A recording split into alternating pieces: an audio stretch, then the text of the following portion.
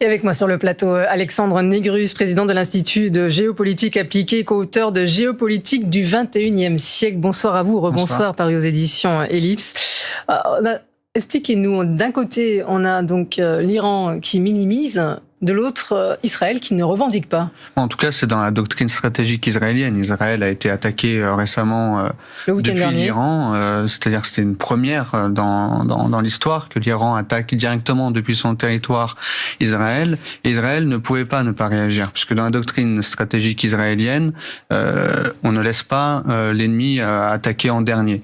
Et donc, l'attaque d'Israël contre l'Iran s'inscrit dans ce contexte, mais on voit bien que Israël a offert une porte de sortie convenable à l'Iran en maîtrisant cette escalade de manière assez minutieuse, en frappant près d'une base militaire. Ils visaient la base ou bien c'est tombé à côté? En tout cas, ils ont visé une zone stratégique depuis laquelle des missiles ont été lancés contre Israël, et Israël a démontré sa capacité à frapper dans la profondeur de l'Iran. Et c'est un avertissement pour montrer qu'ils peuvent frapper quand ils veulent et où ils veulent. Et dans la journée, l'Iran a fait passer via la Russie le message qu'elle ne voulait pas d'escalade. Ça veut dire on est quitte, ou alors on a chacun d'autres choses à faire de notre côté? En tout cas, comme je disais, Israël a offert une porte de sortie convenable à l'Iran. Les deux États ont chacun un agenda politique, diplomatique. Israël est toujours en guerre contre le Hamas. La situation à Gaza demeure et l'Iran a un autre agenda qui est celui de son processus nucléaire. C'est une puissance du seuil. Israël est une puissance dotée. Alors il y a une ambiguïté stratégique autour de la puissance nucléaire israélienne, mais l'Iran a un autre agenda. L'Iran sort affaibli de cette séquence, ce qui est paradoxal puisque depuis l'attaque du Hamas du 7 octobre, l'Iran apparaissait comme le grand gagnant de ce qui se passe, puisqu'il apparaissait comme le fervent défenseur de la cause palestinienne, une cause qui avait été abandonnée, délaissée par certains États arabo-musulmans, notamment les pétromonarchies.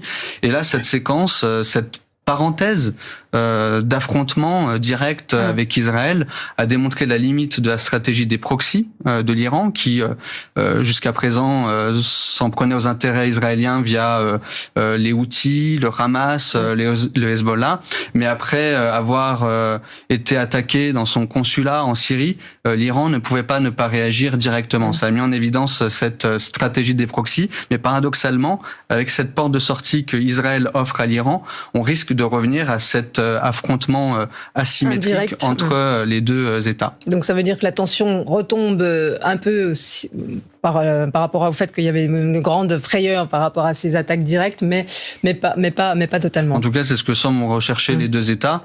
Par ailleurs, demain, le Congrès américain doit se positionner, doit voter en faveur d'une nouvelle aide militaire pour Israël, une enveloppe de 13 milliards de dollars. Il est évident que les États-Unis ont également appelé leur allié israélien à maîtriser cette escalade. Aucun acteur n'a intérêt à un embrasement dans la région.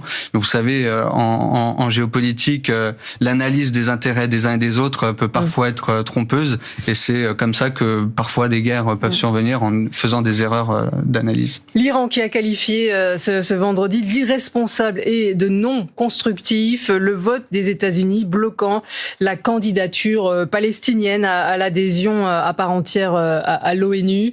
12 pays ont voté hier au Conseil de sécurité de l'ONU en faveur d'un projet de résolution recommandant l'adhésion palestinienne. Les États-Unis, donc le principal allié d'Israël, ont opposé leur veto, tandis que la Grande-Bretagne et la Suisse se sont abstenus.